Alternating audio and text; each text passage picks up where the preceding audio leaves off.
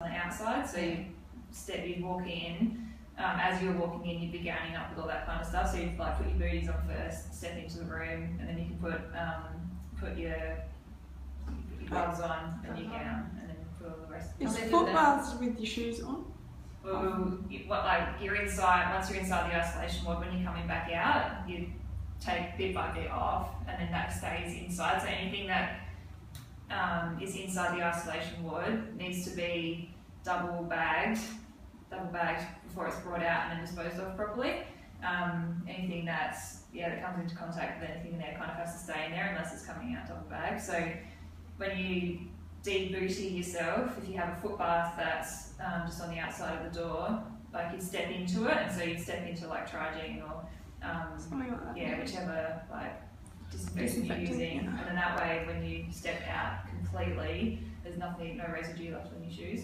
Because even though you wear your booties, it's tricky, depending on what the facility's like, it's tricky to like take one booty off and then kind of step into your foot bath. Or you take the other one off. And then like you've got to take the other one off and kind of chuck it back in there and then step back out. Good demonstration there. Yeah. Cool, so what we're do now. Cool, so the correct procedure for disposal of medical sharps. So is everyone familiar with our sharps bins that we've got here? So everyone knows that our medical sharps bins are yellow. Mm-hmm. Yeah. Does anyone know what the difference is between the purple one and the other one? It's purple chemo. Yeah. So purple's cytotoxic waste, which is pretty much your chemotherapy stuff.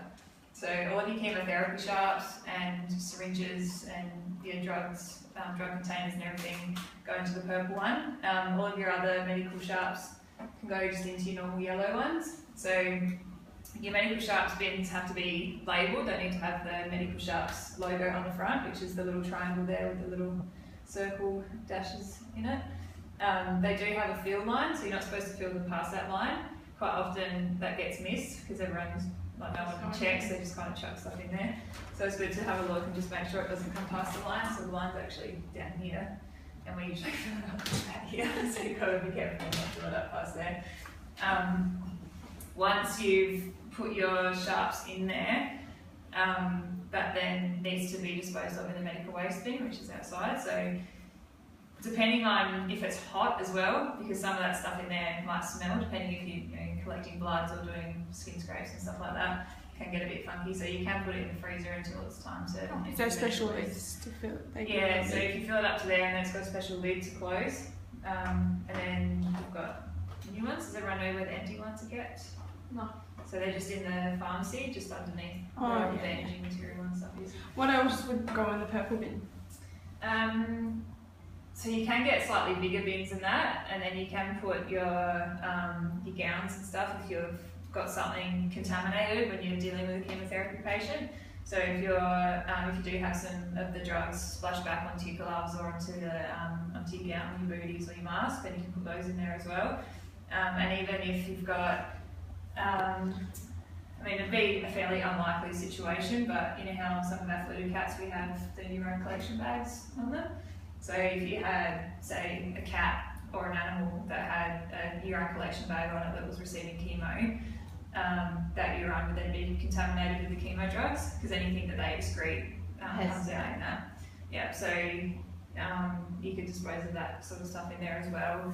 Technically, if a patient is in for chemo and if they go outside and defecate in the yard, you can pick up their poo and put it in there as well, because there's going to be some residue drugs in the poo. But generally, they go home and then they put it home anyway. So it's hard. Yeah. So, owners are supposed to be diligent with that. We do explain that to them, but being extra diligent here because we've got facilities to dispose of stuff properly, you can do that. Cool. So does everyone know how to put the sharps into the sharps container? Yeah. So has anyone used the little nodules on the top to get their needles off? No. I just connect it from the syringe and put it in there.